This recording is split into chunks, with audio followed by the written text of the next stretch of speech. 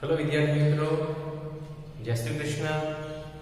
આપણે ગણિત વિષયની અંદર આજે નવું ચેપ્ટર ચાલુ કરવાનું છે. જે આ ચેપ્ટર છે એ ધોરણ 9 અને ધોરણ 10 એમ બંનેને ભણવાનું છે. બંનેને એક જ એવું ચેપ્ટર આવે છે, સંભાવના. ધોરણ 10 ની અંદર થોડું વધારે આવે છે, જ્યારે ધોરણ 9 ની અંદર એના કરતાં થોડું ઓછું વિસ્તારની અંદર આવે છે. સમજો કે શરૂઆતનો જે કંઈક છે એ ધોરણ 10 અને ધોરણ 9 બંનેમાં કેવું છે, સરખું જ છે. બરાબર છે? તો સમજો કે ધોરણ 10 વાળા તો ધોરણ 9 માં થોડું ઘણું ભણીને આવ્યા છે. ધોરણ 9 માટે નવું જ છે. તો સમજો કે ધોરણ 9 અને 10 બંનેમાં આવે છે, તો બંને સાથે જ ભણાવવાનું ધ્યાન રાખો કે વિષય ગણિત પ્રકરણ નંબર 15 સંભાવના. તો વિદ્યાર્થી મિત્રો, સંભાવના એટલે શું? સામાન્ય રીતે કેવું હોય તો કે સંભાવના એટલે એને શું કહી શકાય છે? શક્યતા કહી શકાય છે. શું કહી શકાય છે? શક્યતા. કેવી રીતે સમજો કે મેં ઉદાહરણ લખ્યું છે કે આજે વરસાદ આવવાની શક્યતા છે અથવા તો સંભાવના છે. એટલે કે આજે વરસાદ આવશે કે નહીં આવે એ ચોક્કસ છે નહીં.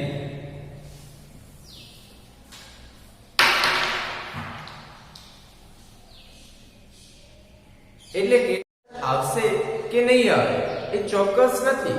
વરસાદ આવશે પણ આવે, ચોક્કસ છે નહીં. લખેલું છે શક્યતા છે. બીજું ધ્યાન રાખો કે ડીઝલનો ભાવ વધવાની શક્યતા છે. વધે ખરી, ન પણ વધે, ચોક્કસ છે નહીં. આપણે એક પ્રકારનો અંદાજો લગાવી શકીએ છીએ. મૂળ શું? સંભાવના શબ્દનો મતલબ શું? એને ઇંગ્લિશમાં પ્રોબેબિલિટી કહેવાય છે. શું કહેવાય છે? પ્રોબેબિલિટી. એટલે કે ડીઝલનો ભાવ વધ્યો પણ નથી, હજી વધવાની શક્યતા છે. વધે ખરી અથવા ન પણ વધે. એવી રીતે સમજો, રમેશને પરીક્ષામાં પ્રથમ નંબર આવવાની સંભાવના છે. રમેશ હજી સુધી પ્રથમ નંબર આવ્યો છે નહીં, પરંતુ એની આવવાની શક્યતા છે. એ પ્રથમ નંબર પ્રાપ્ત કરે ખરી અથવા પ્રથમ નંબર પ્રાપ્ત ન પણ કરે. માટે શું છે કે રમેશ પ્રથમ નંબરે આવવાની શું છે? સંભાવના બોલો અથવા તો શક્યતા બોલો. માટે સંભાવના શું છે? શક્યતા છે, જે ચોક્કસ પરિણામ છે નહીં. આ વસ્તુ ખાસ યાદ રાખો. તમને કોઈ એમ પૂછે કે સંભાવના શું છે, તો આટલી પણ ખબર હોવી જોઈએ કે સંભાવના શું છે? શક્યતા છે. એટલે કે અંદાજો છે, ચોક્કસ પરિણામ નથી. સમજી ગયા? હવે ધ્યાન રાખો, ધારો કે ઘટના શબ્દ તમે ચેપ્ટર ભણીશો કે સંભાવનાની અંદર ઘડીએ ઘડીએ ઘટના શબ્દ આવશે. ઘટના ઘટના ઘટના. તો ઘટના એટલે શું? તો સમજાય રાખો કે પ્રયોગના પરિણામનું એકત્રીકરણ. શું? પ્રયોગના પરિણામનું એકત્રીકરણ એટલે ઘટના. પ્રયોગના જે પરિણામો હોય છે એ પરિણામોને શું કરું છું? ભેગા. એને શું કહેવાય છે? ઘટના કહે છે. કેવા પ્રકારે ધ્યાન રાખજો કે ધારો કે એક પ્રયોગ હું કરું છું. પ્રયોગ કયા પ્રકારનો છે? ધારો કે મારી પાસે એક સિક્કો છે.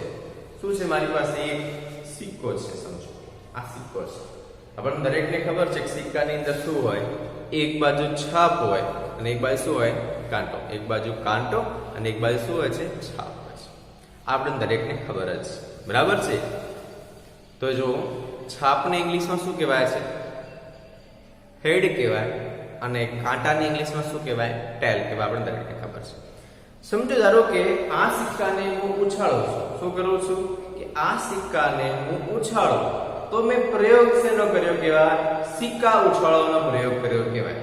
આ સિક્કાને હું ઉછાળું તો મેં પ્રયોગ શેનો કર્યો? એ પ્રયોગ સિક્કો ઉછાળવાનો કર્યો. બરાબર છે? હવે સિક્કો ઉછાળતા મને શું મળી શકે? છાપ મળે અથવા કાંટો મળે. જો પ્રયોગ કયો છે? સિક્કાને ઉછાળવાનો. આ સિક્કાને હું ઉછાળું તો મને મેં પ્રયોગ શેનો કર્યો કહેવાય? સિક્કો ઉછાળવાનો. ઘટના શું મળી? સિક્કા પર છાપ આવે અથવા સિક્કા પર કાંટો આવે. એ શું થઈ ગઈ? ઘટના થઈ ગઈ. આ સિક્કા હું ઉછાળતા સિક્કાની ઉપર છાપ આવે છે અથવા તો શું આવશે? કાંટો આવે છે. એને શું કહેવાય છે? ઘટના કહે છે. હવે સમજો ધારો કે સિક્કાને હું એક વખત ઉછાળું તો પ્રયત્ન એક વખત કર્યો કહેવાય. સિક્કાને બે વખત ઉછાળું તો પ્રયત્ન બે વખત કર્યો કહેવાય. એવી રીતે સિક્કાને હું 1000 વખત ઉછાળું તો પ્રયત્ન કેટલી વખત કર્યો કહેવાય? 1000 વખત કર્યો તેમ કહેવાય છે. તો વિદ્યાર્થી મિત્રો ત્રણ શબ્દોમાં આપણને ખબર પડવી જોઈએ. એક, પ્રયોગ શેનો? સિક્કાનો કર્યો કહેવાય. પ્રયત્ન એટલે શું? સિક્કાને તમે કેટલી વખત ઉછાળો છો એને શું કહેવાય છે? પ્રયત્ન કહેવાય છે. ઘટના એટલે શું? કે સિક્કા ઉપર છાપ આવે અથવા કાંટો આવે એને શું કહેવાય છે? ઘટના કહે છે. આટલું તો આપણને ક્લિયરલી ખબર પડી ગઈ છે. ત્રણ શબ્દો હતા, બરાબર છે? તો સમજો કે ઘટના શું છે? કે આ બે ઘટના શેમાં આવેલી છે? સિક્કાના પ્રયોગની અંદર. તો આ બે પ્રકારના શું છે? પરિણામો છે. દેખાય છે? પ્રયોગના પરિણામોનું એકત્રીકરણ એટલે શું? ઘટના કહે છે. બરાબર છે? ધારો કે ચલો એવી રીતે કોઈ પાસો છે. શું છે? પાસો. આપણને દરેકને ખબર છે કે પાસા ઉપર શું હોય? 1 થી 6 આંકડા લખેલા હોય. પાસા ઉપર આપણે પાસો રમેલા છે. સાપ સીડી હોય ને સાપ સીડી નંબર પર શું હોય છે? ત્યાં આપણી પાસે પાસો હોય છે. બરાબર છે? તો કે પાસાની અંદર કેવું હશે? 1 થી 6 અંકો હોય છે. તો હું પાસાને ઉછાળું તો પ્રયોગ મેં કર્યો કે કયો કર્યો કહેવાય? સિક્કાને પાસાને નાખવાનો અથવા તો ઉછાળવાનો. બરાબર છે? એટલે કે હું પાસાને ઉછાળવાનો પ્રયોગ કરું છું. તો ઘટના કઈ આવી શકે? કે ઘટના ઘણી બધી આવી શકે કે પાસા પર 1 હોય, પાસા પર 2 હોય, 3, 4, 5, 6 અથવા તો એકી સંખ્યા, બેકી સંખ્યા, ઘણા બધા પ્રયોગો હોઈ શકે છે. એટલે કે એ પ્રયોગની અંદર ઘટના ઘણી બધી આવી શકે છે. એનો મતલબ કે ઘટના ઘણી બધી હોઈ શકે. એક હોઈ શકે, બે હોઈ શકે, ત્રણેય હોઈ શકે, એકથી વધારે પણ હોઈ શકે છે. કોણ? ઘટના. હવે ચલો આવી ઘટનાની મારે સંભાવના શોધવી છે. શું શોધવું છે? સંભાવના. એનું ચોક્કસ મૂલ્ય આપણને મળે. કેવું? આવતીકાલે વરસાદ આવવાનો છે કે નહીં એનું પ્રમાણ શોધવું છે. કોઈ મારે એને આંકડાની અંદર દર્શાવવું છે તો એના માટે એક સૂત્ર છે. એ સૂત્ર બહુ સહેલું છે. એ સૂત્ર આપણે યાદ રાખવાનું છે. બીજું કોઈ સૂત્ર યાદ રાખીશું નહીં. બરાબર? ચોપડીઓમાં ઘણી બધી રીતે આપણે લખીને આપેલું છે, પરંતુ આપણે માત્ર ને માત્ર આ સૂત્ર યાદ રાખીશું. સમજો કેવી રીતે? કે ધારો કે મારી પાસે કોઈ ઘટના છે. કોઈ ઘટના એ ગમે તે હોય છે. ધારો કે આ ઘટના સિક્કા ઉપર પાછો આવે છે. ઘટના એ નામ આપી દો. બરાબર છે? તો ઘટના એ થઈ ગઈ. એ ધારો કે ઘટના બી આપી દો. ત્રણ હોય તો ઘટના સી પણ નામ આપી શકો છો. બરાબર છે? ધારો કે કોઈ ઘટનાને શું નામ આપી દીધું છે? એ નામ આપી દીધું છે. હવે આ ઘટનાની સંભાવના દેખાય છે? ઘટના એ ની સંભાવનાને P of A વડે દર્શાવાય છે. એટલે કે આ ઘટનાની સંભાવનાને મારે P of શું બનશે? P of A વડે દર્શાવાય છે. ધારો કે અહીંયા B નામ આપ્યું હોય, અહીંયા ધારો કે B નામ આપ્યું હોય તો શું લખો? P of B લખો. ધારો કે C નામ આપ્યું હોય, ઘટનાનું C નામ આપ્યું હોય તો P of C લખો. એટલે કે જે પ્રમાણે આપણે ઘટનાનું નામ આપ્યું છે એ પ્રમાણે સંભાવનાનું આ સંજ્ઞા બદલાયા કરશે. બરાબર છે? તો સમજો, ધ્યાન રાખો. અત્યારે આપણે કઈ નામ આપ્યું છે? એ નામ આપ્યું છે. તો કે ઘટના A ની સંભાવનાને P of A વડે દર્શાવાય છે. ખબર પડી? ચલો એનું સૂત્ર કેવું છે? કે હવે P of A શોધવું છે. P of A શોધવું છે. સૂત્ર કેવું છે? કે ઘટના A ઉદ્ભવે તે માટેના પરિણામની સંખ્યા ભાગાકારની અંદર કુલ પરિણામની સંખ્યા. આ વસ્તુ ખાસ યાદ રાખવાનું છે. આ સૂત્રની મદદથી જ આપણે દાખલા ગણવાના છે. સમજો, અહીંયા B લખ્યો હોય તો એ શું આવત? B આવત. અહીંયા C લખ્યો હોય તો એ શું આવત? C આવત. અહીંયા E લખ્યો હોય તો અહીંયા E આવત. એટલે કે જે પ્રમાણે આપણે ઘટનાનું નામ ધારેલું છે એ પ્રમાણે બદલાયા કરશે. પરંતુ બીજા જે શબ્દો છે એના એમ.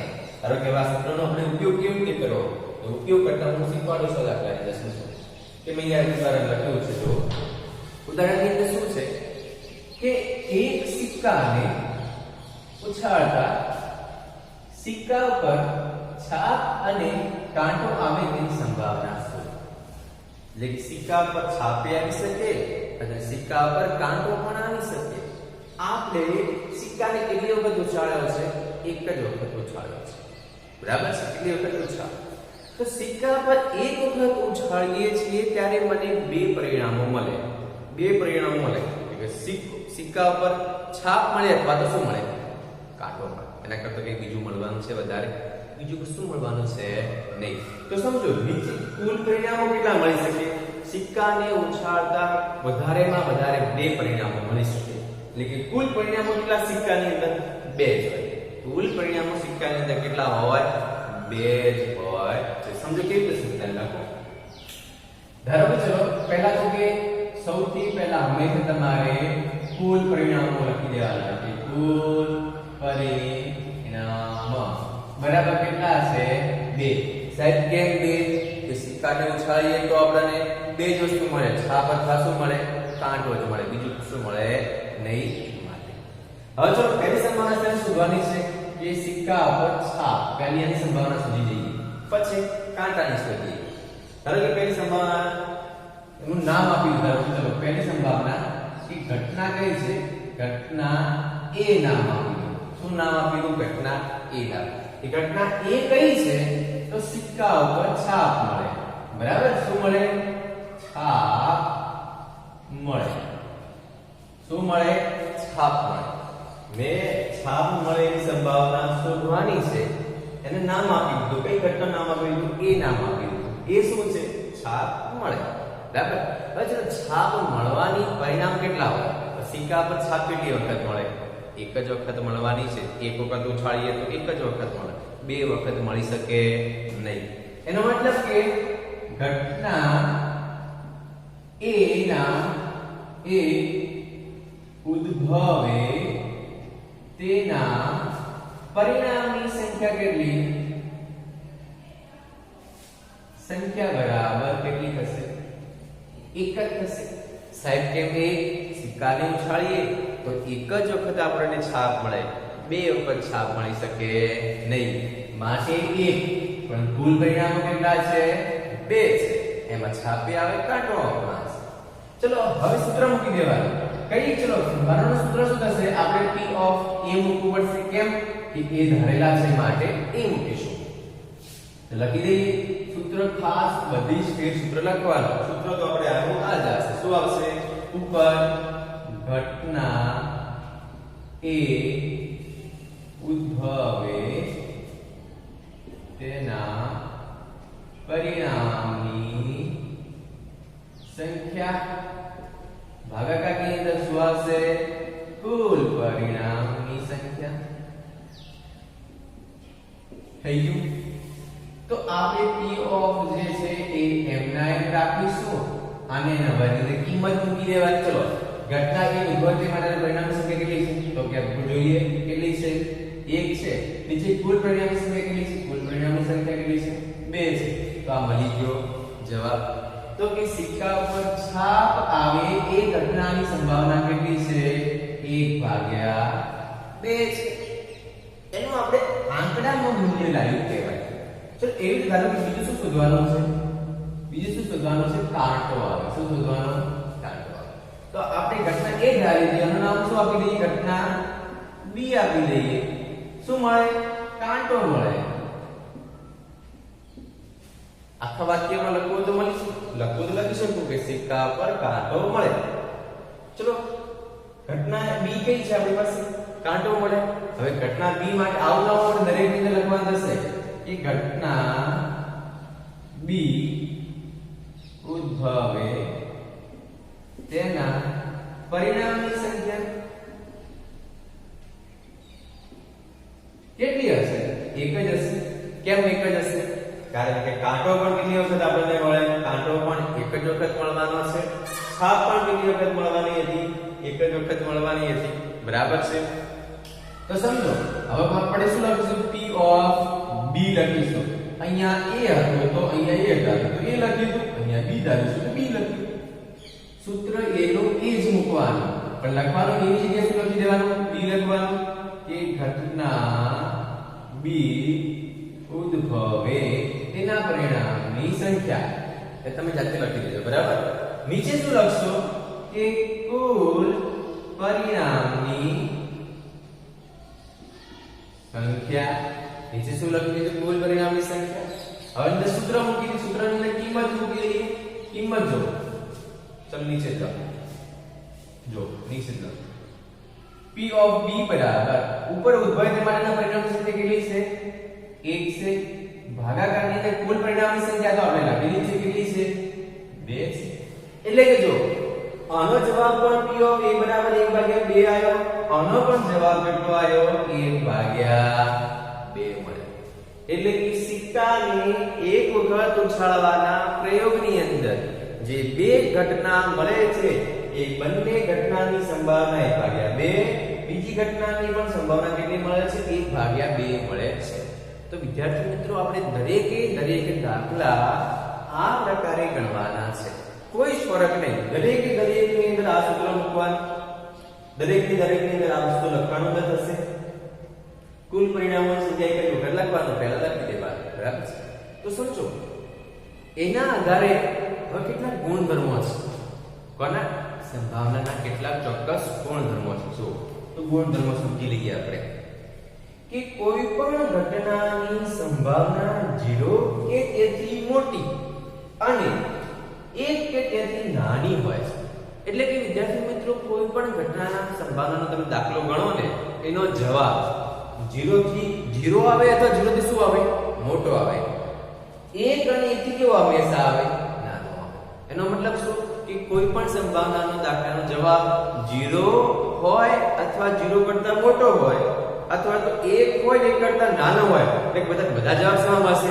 0 ને 1 ની વચ્ચે જ મળે.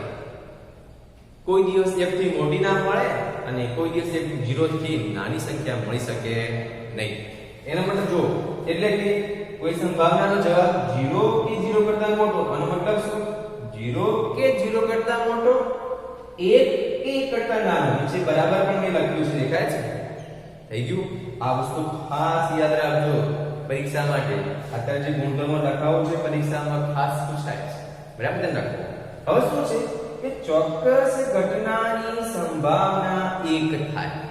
ચોક્કસ ઘટનાની સંભાવના હંમેશા 1 જ. દાખલો ગણવાની પણ જરૂર છે નહીં. એક ડાયરેક્ટ લખી દેવાનું. શું લખી દેવાનું? એક ક્યારે? કે પૃથ્વી સૂર્યની આજુબાજુ ફરે છે. આ વસ્તુ સત્ય જ છે, સત્ય ઘટના જ છે. એટલે કે ચોક્કસ જ છે કે સૂર્ય પૃથ્વી કોની આજુબાજુ ફરતી હોય? પૃથ્વી સૂર્યની આજુબાજુ ફરતી હોય. એ ઘટના કેવી છે? ચોક્કસ જ છે. માટેની સંભાવના કેવી હોય? 1. કેવી? જો કે સૂર્ય પૂર્વમાં ઉગે છે, એ પણ ઘટના કેવી છે? ચોક્કસ જ છે. સૂર્ય પૂર્વમાં ઉગે જ છે, માટે એની સંભાવના પણ કેટલી હોય? 1 જ હોય. શોધવા જવા જરૂર છે નહીં. એટલે કે આવી જે ઘટનાઓ હોય એને કેવી ઘટના કહે છે? ચોક્કસ ઘટનાઓ કહે છે. હવે શું ધ્યાન રાખો કે અસત્ય ઘટનાની સંભાવના 0 થાય. કે ચોક્કસ ઘટનાની સંભાવના કેવી હોય? 1 હોય. અને અસત્ય ઘટનાની સંભાવના કેવી હોય છે? 0. અસત્ય ઘટના કેવી હોય? કે સૂર્ય પૂર્વમાં આથમે છે. સૂર્ય કોઈ દિવસ પૂર્વમાં આથમવાનો છે ના. તો આ ઘટના કેવી કહેવાય? અસત્ય ઘટના કહેવાય. કેરી પાવર પર થાય. હવે કેરી પાવર કોઈ દિવસ થવાની છે ના. તો આ ઘટના કેવી કહેવાય? અસત્ય ઘટના. તો કે અસત્ય ઘટનાની સંભાવનાનો જવાબ હંમેશા કેવો હોય? 0 જ હોય. શોધવા જવાનો હોતો નથી. સમજી ગયા છો તમે? ધ્યાન રાખો આગળ કે પાસા વિશે આપણે થોડી જાણકારી હોવી જોઈએ. કેવી? કે પાસા પર કેટલા અંકો હોય છે? 1 2 3 4 1 થી 6 અંકો હોય છે. આપણને ખબર છે પાસા.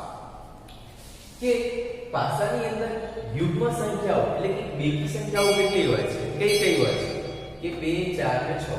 કે પાસા ઉપર 2 4 અને 6 કેવી સંખ્યા છે? યુગ્મ એટલે કે બેકી સંખ્યા. અયુગ્મ એટલે કે એકી સંખ્યા કઈ છે? 1 3 5. 1 3 5 કેવી સંખ્યા છે? અયુગ્મ એટલે કે એકી સંખ્યા છે. આ ખાસ યાદ રાખવાનું છે. દાખલાની અંદર ઉપયોગ કરવાનો છે આપણે, એટલે શીખવું છું, બરાબર? અવિભાજ્ય સંખ્યાઓ કઈ હોય? 2 3 અને 5 એ કેવી સંખ્યાઓ છે? અવિભાજ્ય સંખ્યાઓ છે. ખાસ યાદ રાખવાનું. અને વિભાજ્ય સંખ્યાઓ કઈ છે 4 અને 6 જ, એમ બે સંખ્યાઓ જ ખાલી વિભાજ્ય છે, બરાબર છે. એક વિશેષ સંખ્યા છે જે વિભાજ્ય નથી કે અવિભાજ્ય પણ છે નહીં, બરાબર છે. ચલો કોઈ વર્ષ વિશેની માહિતી આપણે ખબર હોવી જોઈએ. કેવું છે વર્ષ? ધારો કે સાદું વર્ષ પણ લીપ વર્ષ પણ બે પ્રકારના લીપ વર્ષ, બે પ્રકારના શું વર્ષ. સાદા વર્ષની અંદર દિવસો કેટલા હોય? 365 દિવસો હોય. લીપ વર્ષની અંદર એક દિવસ વધારે હોય એટલે 366 દિવસ હોય. કે લીપ વર્ષની અંદર જે સાદું વર્ષ હોય એમાં ફેબ્રુઆરી માસમાં કેટલા દિવસ હોય? 28 દિવસ હોય. બીજા મહિનામાં તો જે થતા હોય એ અને ફેબ્રુઆરી મહિનામાં લીપ વર્ષ હોય ત્યારે ફેબ્રુઆરીમાં કેટલા દિવસ હોય? 29 દિવસ હોય. એટલે કે ખાલી ફેબ્રુઆરી મહિનામાં દિવસનો આગા પાછા થશે, બીજા જે દિવસો હોય બીજા મહિનામાં તો એના એ જ રહેશે, બરાબર છે. 28 અને કેટલા હોય લીપ વર્ષમાં? 29. હવે કોઈ વર્ષ લીપ વર્ષ છે કે નહીં કેવી રીતે ખબર પડે? આપણે દરેકને ખબર છે કે લીપ વર્ષ દર 4 વર્ષે લીપ વર્ષ હોય. કેટલા વર્ષે? દર 4 વર્ષે લીપ વર્ષ હોય. કે લીપ વર્ષ છે કે નહીં તે જાણવા માટે 4 વડે ભાગો. મારી પાસે ધારો કે 2020 છે, એ લીપ વર્ષ છે કે નહીં શું કરવાનું? અને પાછળની બે સંખ્યાઓને 4 વડે ભાગી દેવાનું. જો ભાગી શકાય તો લીપ વર્ષ છે, ના ભાગી શકાય તો લીપ વર્ષ નથી. 20 ને હું 4 વડે ભાગું તો કે 4 × 20 ભાગી શકાય છે. માટે 2020 કેવું છે? લીપ વર્ષ. એવી રીતે સમજો, ધારો કે 2017